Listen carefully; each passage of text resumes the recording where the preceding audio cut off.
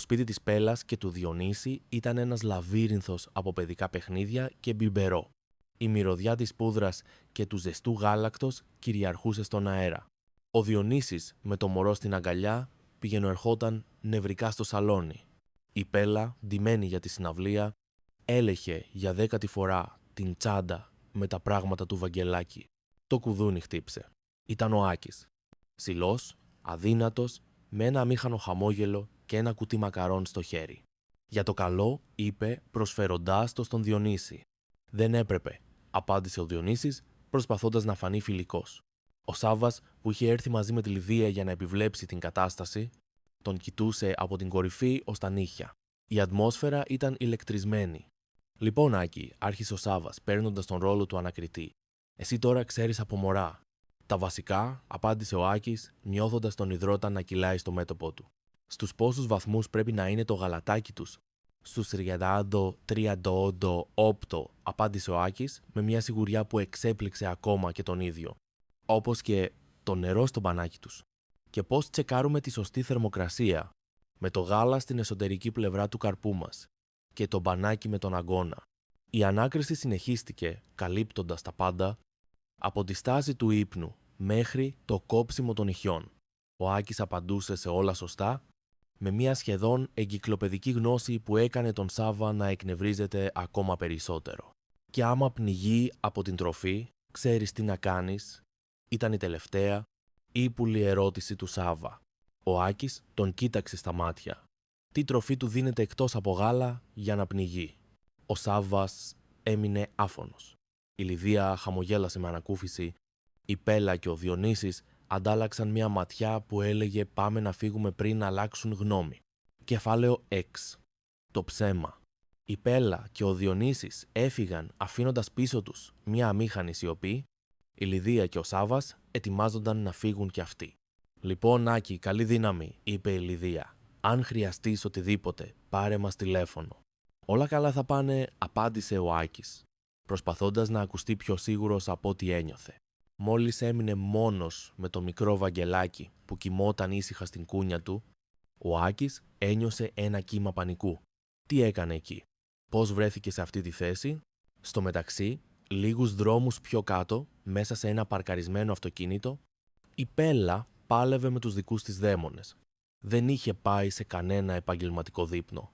Το ψέμα που είχε πει στο Διονύση ήταν μια ασπίδα για την ευαλωτότητά της. «Γιατί, Ελένη?» ψιθύριζε στο τηλέφωνό της, μιλώντας με τη φίλη της. «Γιατί δεν θέλω να το κρατήσω. Γιατί φοβάμαι. Τρέμω μην πάθει τίποτα. Δεν ξέρω ούτε να τον αλλάξω, ούτε να τον ταΐσω, ούτε να τον κρατήσω. Τίποτα δεν ξέρω». Η φωνή της Ελένης από την άλλη άκρη ήταν καθησυχαστική. «Πέλλα μου, ηρέμησε. Είναι φυσιολογικά όλα αυτά. Και τώρα τι να κάνω?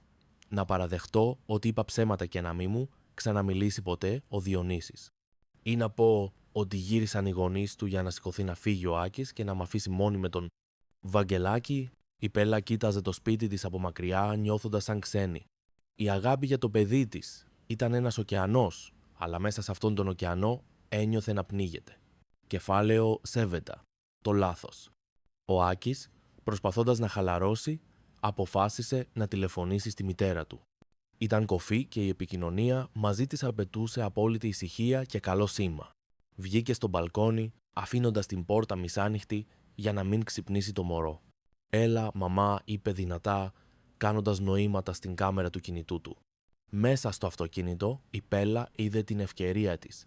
Ήταν η στιγμή της, με την καρδιά να χτυπάει σαν ταμπούρλο, βγήκε από το αυτοκίνητο και γλίστρισε αθόρυβα μέσα στο σπίτι. Το δωμάτιο του Βαγγελάκη ήταν βυθισμένο σε μια γαλήνια ηρεμία. Το απαλόφως από το φωτάκι της νύχτας φώτιζε το πρόσωπο του. Η Πέλλα τον πλησίασε και μία απέραντη τρυφερότητα την πλημμύρισε.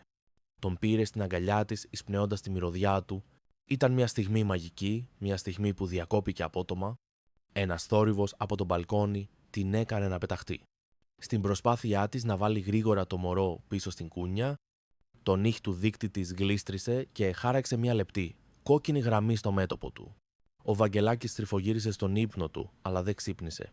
Η Πέλλα πάγωσε. Ο πανικός την παρέλυσε.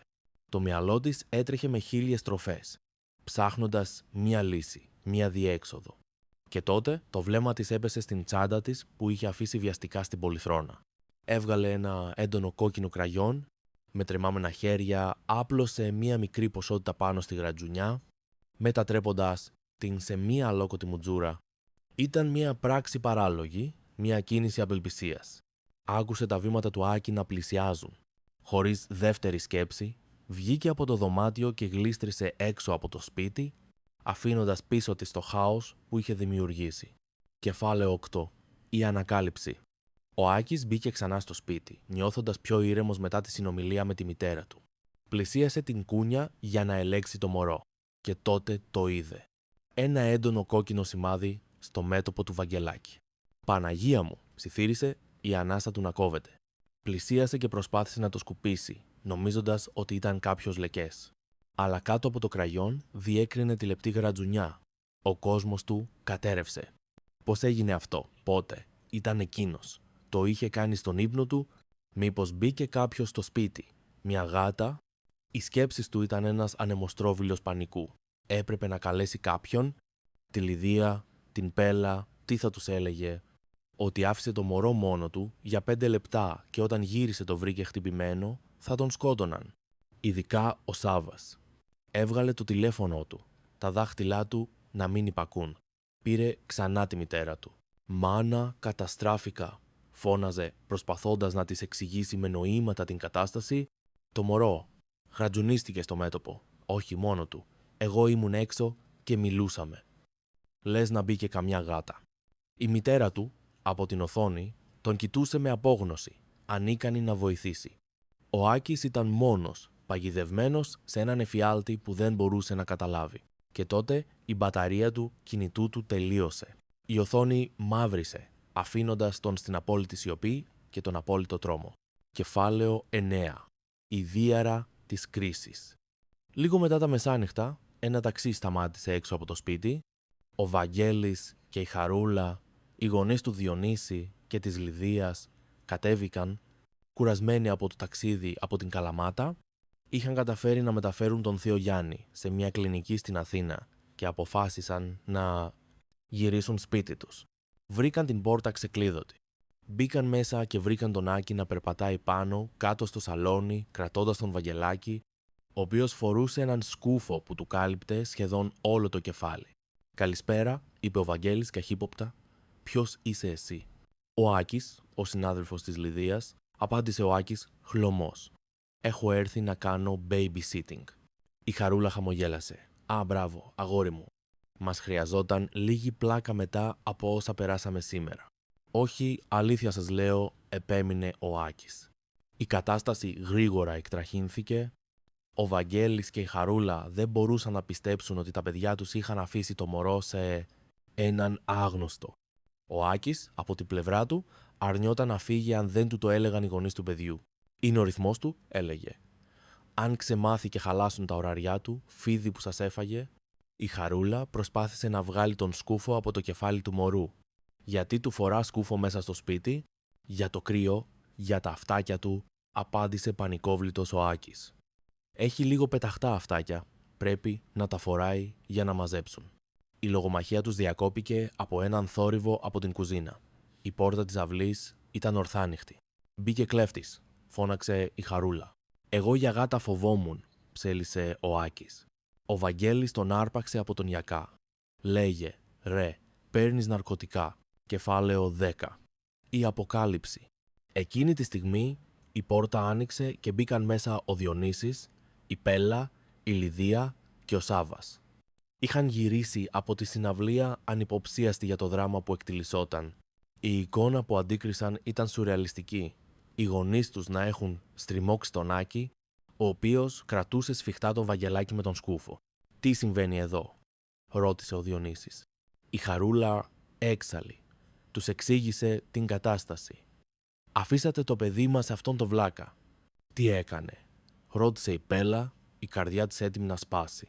«Χτύπησε το μωρό», είπε ο Βαγγέλης. Η Λιδία έτρεξε και πήρε το μωρό από την αγκαλιά του Άκη. Έβγαλε τον σκούφο. Το κόκκινο σημάδι και η γρατζουνιά ήταν εκεί, ορατά σε όλους. «Τι είναι αυτό?» φώναξε η Πέλα. παίζοντας τον ρόλο της ανήξερης. Ο Άκης